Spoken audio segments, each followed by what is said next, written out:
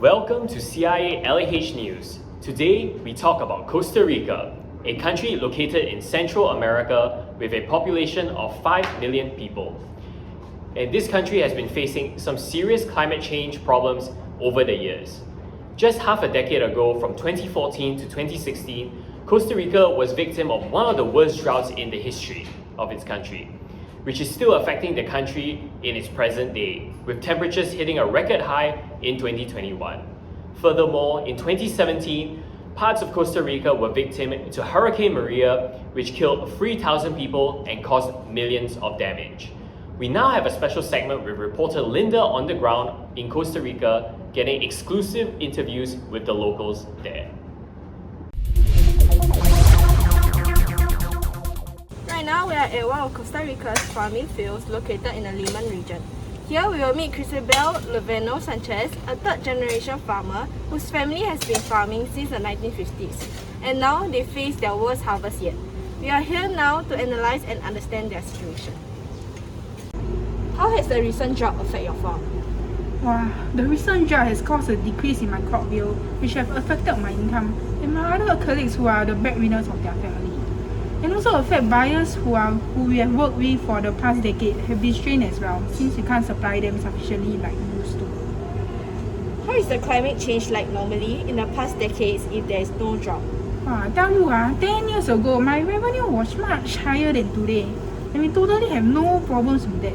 My crops were so healthy, and look at now, they like rotten vegetable. My buyers and I used to have much stronger relationship as well. What do you think can be done so that when drought or heavy rainfall were to occur, your crops will not be affected? Okay, I think the government, we should ask the government.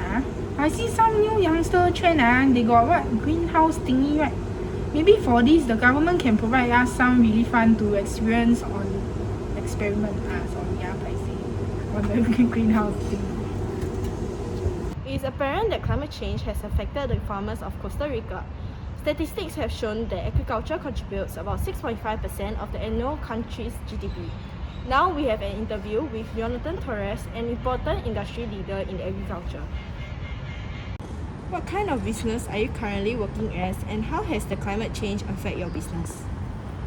My business has worsened as compared to 20 years ago. The climate is so bad now that my farm's production is 30% lower than before. My crops are not growing properly, I cannot earn money, and I cannot pay my farmers enough. Just last year, we were even affected by Hurricane Maria, which affected a few of my farms. Do you think the government did anything to help with the local businesses being affected by the climate change? The government say that they have a plan to fight climate change, but the plan isn't helping me and my business at all. If it's like this, what do you think the government can do to help you and your business? I think the government can help us farmers by providing money for us to build greenhouses so that we can grow our crops in a much better environment. Regardless, I think the government is not going to do any help to us farmers since we are considered lower class people. Thank you for your interview. It seems the public is not aligned and satisfied with the government's plan of action. With the government facing tensions from the people of Costa Rica, how are they going to ease said tensions and improve the climate change situation before it is too late? Phoebee Fernandez is a government official under the Ministry of Agriculture who will be answering some questions regarding the situation. What are some measures the government come up with for overcoming climate change?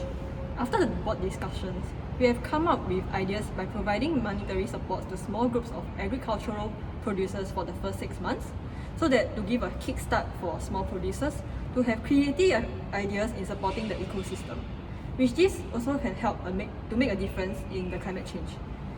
For example, the plan is to reverse natural deforestation, whereby it's to planting more trees.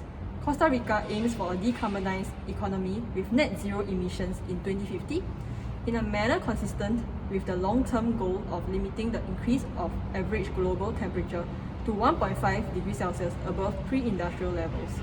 As for our fellow farmers, we have been consulting and working closely with the Central American and Caribbean Crop Improvement Alliance. This is to produce drought-resistant crops, thus harvesting will not be affected. How has the climate change affected the economy in Costa Rica?